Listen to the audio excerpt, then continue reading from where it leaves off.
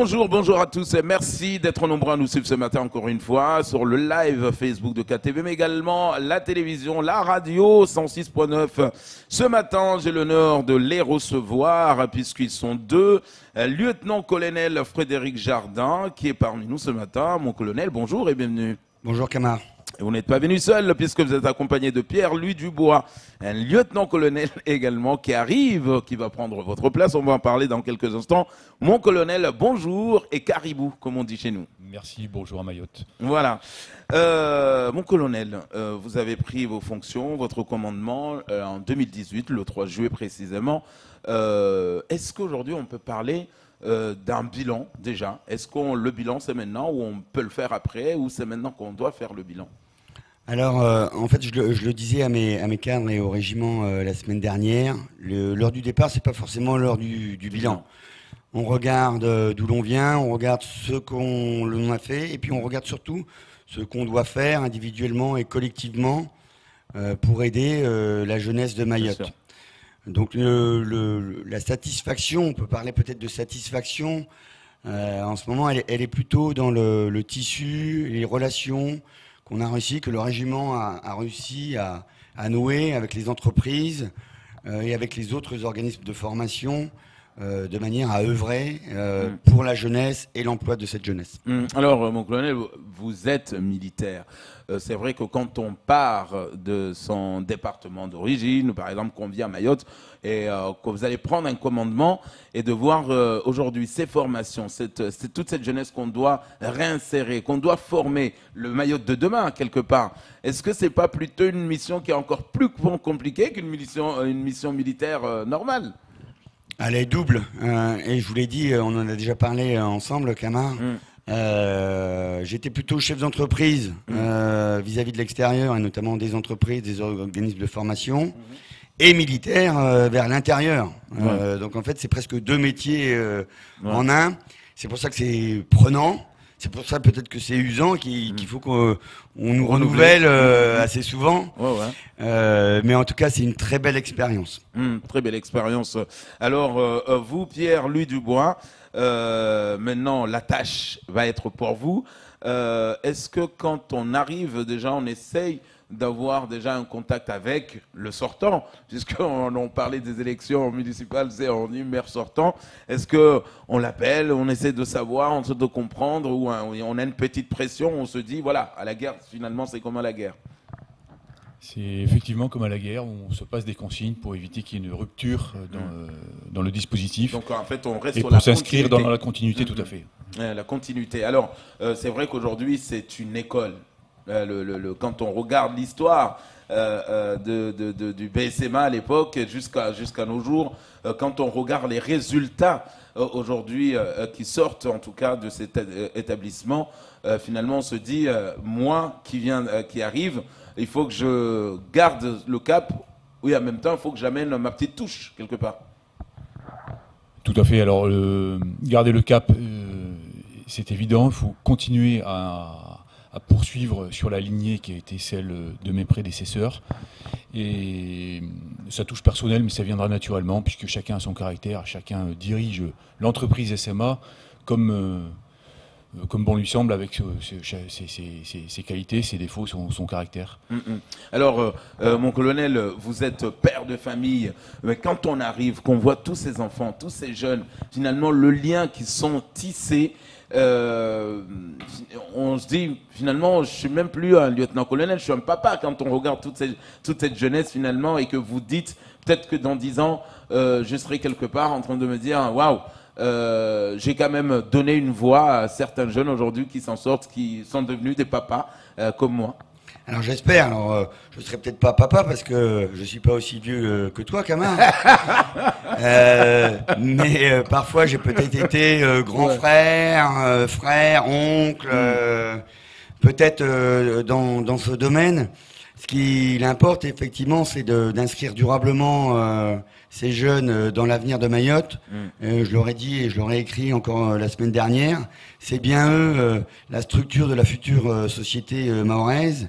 Et justement pour garder ce lien à travers les générations, à travers les chefs de corps, eh bien et j'en avais fait la promesse, je crois, à Léo et à toi. On a réussi à créer l'association des anciens du SMA. C'est vrai. Hein, on estime entre 6 et 7 000 jeunes depuis 30 ans, les jeunes qui sont passés au SMA, qui ont trouvé un boulot, etc. Et cette association, elle est créée maintenant. C'est à Pierre-Louis de la faire vivre avec les anciens pour créer ce lien intergénérationnel. Parce qu'effectivement, ceux qui sont passés il y a 30 ans, ben, ils ont notre âge et potentiellement, ils sont chefs d'entreprise et ils peuvent, à leur tour, tendre la main à des jeunes qui sortent du SMA. Et donc, c'est important, ce lien. Alors oui, effectivement, je serai toujours un peu nostalgique de ce temps passé, parce qu'on y donne une partie de notre cœur et de notre âme. C'est ça. Et justement, avant de parler des moments forts que vous retiendrez sur ce territoire, quand vous êtes arrivé en 2018, c'est vrai qu'on a eu en plein fouet, il nous a frappé cette grève qui avait finalement, toute Mayotte était barricadée, barrée, les barrages un peu partout. Et puis est venue cette crise sanitaire également. Est-ce que tout de suite on anticipe, on s'est adapté, on s'est dit voilà, on va essayer d'apporter une autre façon de faire vivre le SMA? Alors on s'est adapté, effectivement. Je crois qu'en 2018, effectivement, hormis le changement d'appellation, mais ça, comme on en avait parlé, il vaut mieux parler du SMA plutôt que d'essayer de mettre une lettre devant. Ce qui a changé, c'est la loi du 5 septembre 2018 sur la formation professionnelle. Et c'est ça qui a vraiment donné, je pense, un nouvel élan à l'institution SMA et les relations qu'elle a su tisser et qu'elle devait tisser avec les entreprises. Sur l'anticipation des crises, effectivement, le côté militaire et résilience ressort. Depuis le 17 mars, on avait envoyé les jeunes volontaires stagiaires chez eux. Les volontaires techniciens sont restés. C'est notamment grâce à l'engagement de ces 120 jeunes volontaires techniciens qui nous ont permis, avec les 120 cadres, eh bien, de répondre aux besoins de Mayotte durant ces 4 mois. Dans un premier temps, d'aider les services de l'État, les communes, les collectivités, les entreprises, hein, puisqu'on avait distribué des masques, voilà, comme tout le monde. Et effectivement, c'est l'engagement, la résilience des armées qui là est ressorti. Ce que je retiens de cette période, c'est que malgré cette période où on était non pas en sommeil, mais on avait une activité qui était décalée, même si on gardait le lien téléphonique dans un premier temps, puis physique, avec nos volontaires stagiaires qui ont été visités pour s'assurer justement de l'évolution de la situation sanitaire. Parce qu'au départ, on avait le Covid, mais on avait aussi la dengue. Bien sûr. Et donc, il était important de préserver ce potentiel humain. Et donc, vous verrez dans quelques jours fleurir dans les 4x3 justement le remerciement du SMA à ces entreprises qui ont continué à nous faire confiance pendant la crise, qui ont demandé et qui ont inséré des jeunes. Bien sûr. Et effectivement, c'est une satisfaction de voir que ces entreprises, quand elles sont dans la difficulté, elles ont désormais ce réflexe SMA de dire j'ai un besoin en main-d'œuvre, je vais demander à la compagnie s'ils n'ont pas la ressource pour nous aider à surmonter ce travail. Alors justement, c'est vrai que nous-mêmes, on a fait un article pour féliciter en tout cas toutes ces jeunes stagiaires qu'on a déployés pour aller aider nos soignants. Et ça a été des moments très très très forts. Il y a eu également un moment très très très fort, mon colonel, c'est quand il y a eu ce temps mort pendant une période je pense de 3 ans, 4 ans, où il n'y avait pas les JPO, ce qu'on appelle les JPO, les journées portes ouvertes du BSMA ou SMA. Finalement, un jour, vous prenez cette décision de dire offrir quand même cette fête, non seulement aux jeunes stagiaires du BSMA, mais également à la population, parce que c'est plus de 15 000 visiteurs par jour. Et ça a été un moment fort. Ça a été un moment très fort. Et c'était effectivement une satisfaction, et ça a permis au cadre du régiment en fait, de se fédérer derrière une idée ou un projet. Mais comme je l'avais dit, le RSMA de Mayotte, c'est pas le RSMA de Combagny, c'est pas le RSMA de Fred Jardin ou de Pierre-Louis Dubois, c'est bien le régiment de Mayotte. Et donc, je pense que c'était une obligation pour nous de profiter de cette période un peu peut-être d'accalmie ou de changement pour relancer ces JPO. Et donc, je pense que la transition, elle est toute trouvée et que maintenant, ça devrait obliger mon successeur. Pierre-Louis Dubois, donc vous allez prendre, vos commandements bientôt. Donc, c'est vrai que vous arrivez dans une période un peu compliquée avec cette crise sanitaire, le temps de s'installer, le temps de prendre ses marques. Mais si vous aviez fait un premier constat, quand vous êtes arrivé sur le territoire, sur le département, et que vous êtes entré, en tout cas, au sein même de ce bataillon, qu'est-ce que vous avez tout de suite, qu'est-ce qui vous a accroché tout de suite? Alors, tout de suite, j'ai remarqué la sérénité qui règne dans les lieux à Combani, et puis le professionnalisme des cadres qui sont l'ossature de ce régiment. Effectivement, c'est une période un petit peu particulière puisque les stagiaires ne sont pas encore complètement revenus à Combani.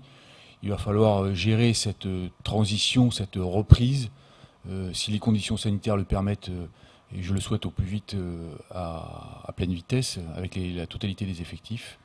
Maintenant, on va voir comment la situation sanitaire évolue.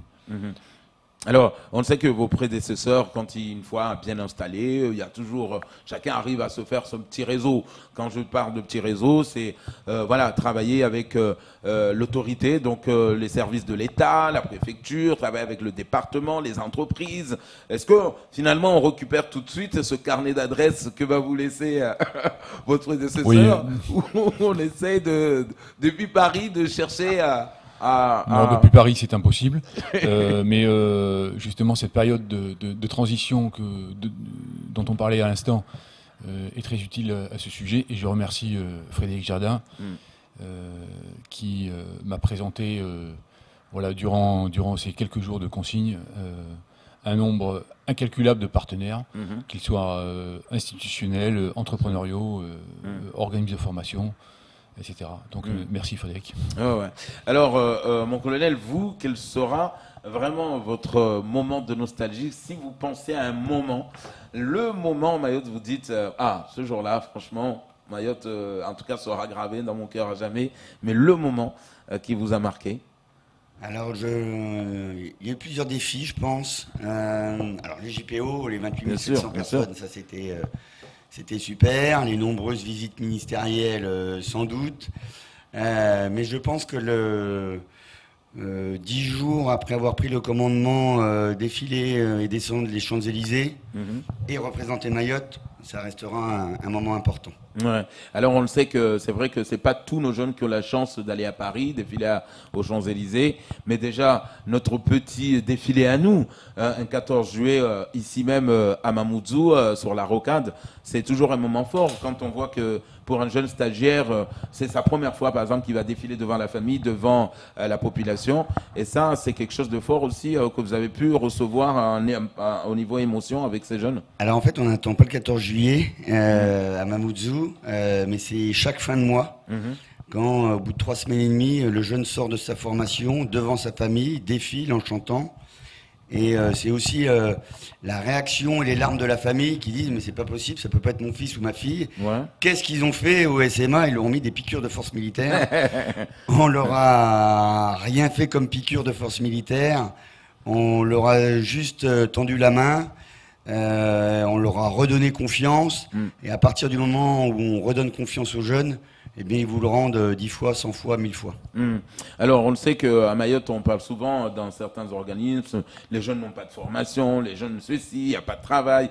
Et pourtant, chaque année, vous êtes félicités parce que les formations sont là. Peut-être à l'extérieur, les jeunes ne font pas totalement la démarche, mais une fois qu'ils ont franchi le portail du SMA, on voit que les formations sont là. On voit qu'après, il y a un suivi. Finalement, le jeune, quand on voit qu'il arrive à intégrer une entreprise, qu'il arrive à trouver un travail, et ça, c'est le plus important pour vous, en tout cas en tant que chef de corps. C'est clair. Alors, en tant que militaire, pour moi, il m'importait de transmettre un savoir-être.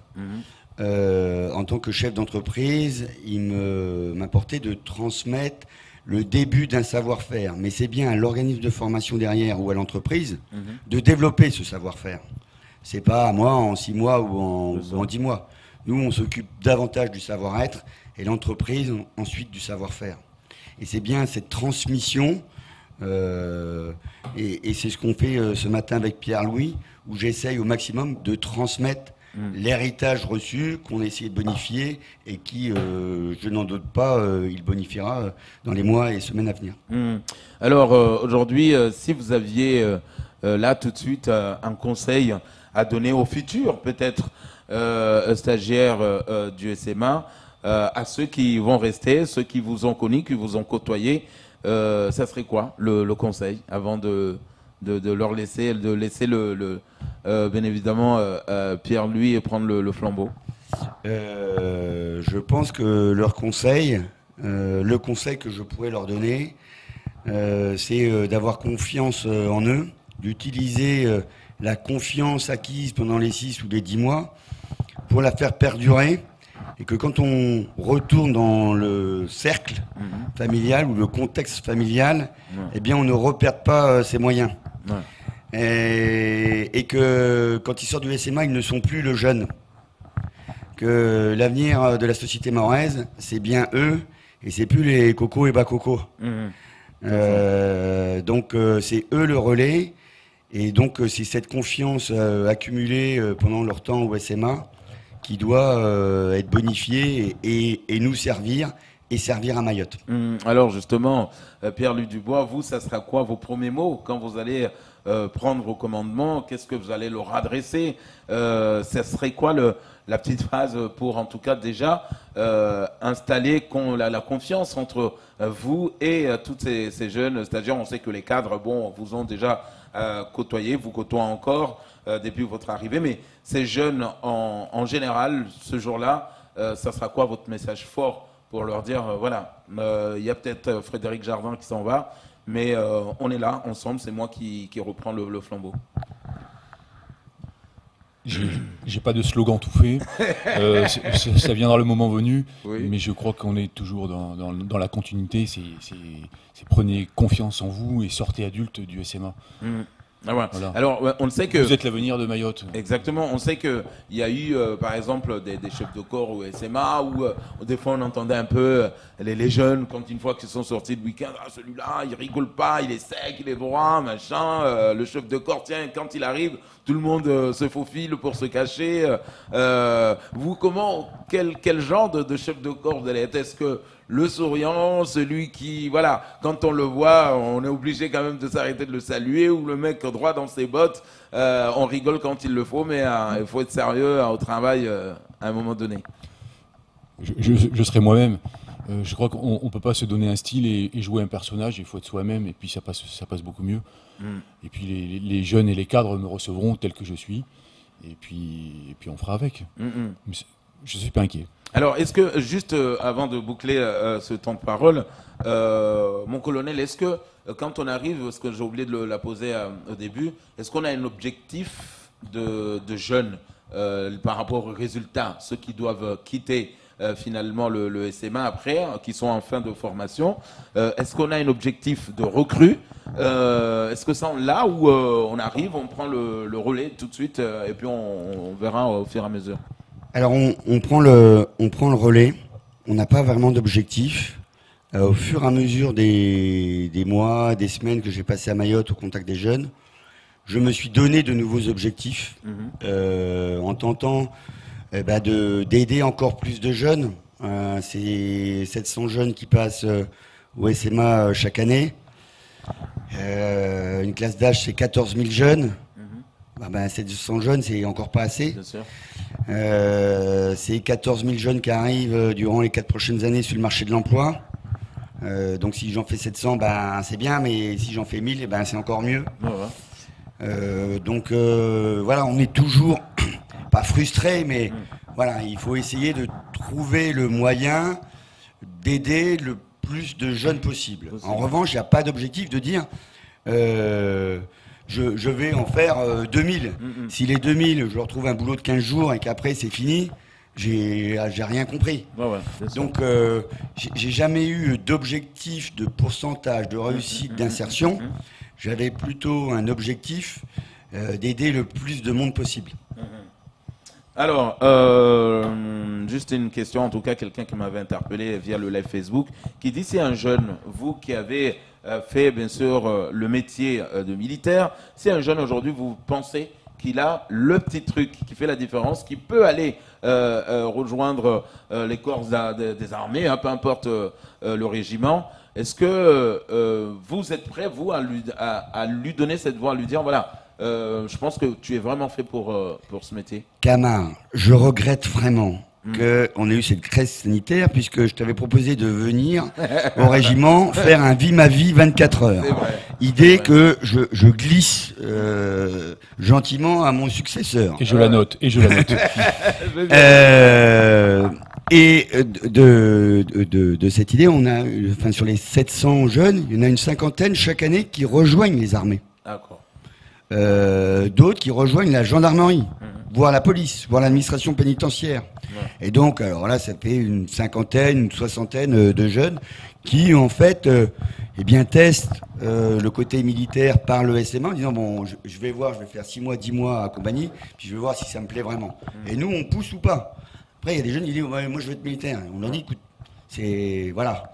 ça serait dommage de perdre du temps. En fait, dans ce cas-là, vous devenez quelque part comme des conseillers d'orientation. Exactement. C'est les conseillers d'orientation qu'on aurait dû être ou qu'on aurait pu être. Voilà. Dans une autre vie. Frédéric Jardin, merci en tout cas. Beaucoup de gens vous disent merci encore une fois. Bon retour. Merci, nous on vous le dit encore une fois, merci en tout cas du travail que vous avez pu accomplir sur ce département, donc on vous souhaite également un bon retour. Et puis Pierre-Louis Dubois, merci d'être venu Caribou comme on vous a dit au début de cette émission. Donc voilà, on aura l'occasion forcément de se voir et de se revoir, notamment avec les jeunes stagiaires du SMA. Merci beaucoup. Merci. Voilà, ça sera tout pour ce premier temps de parole.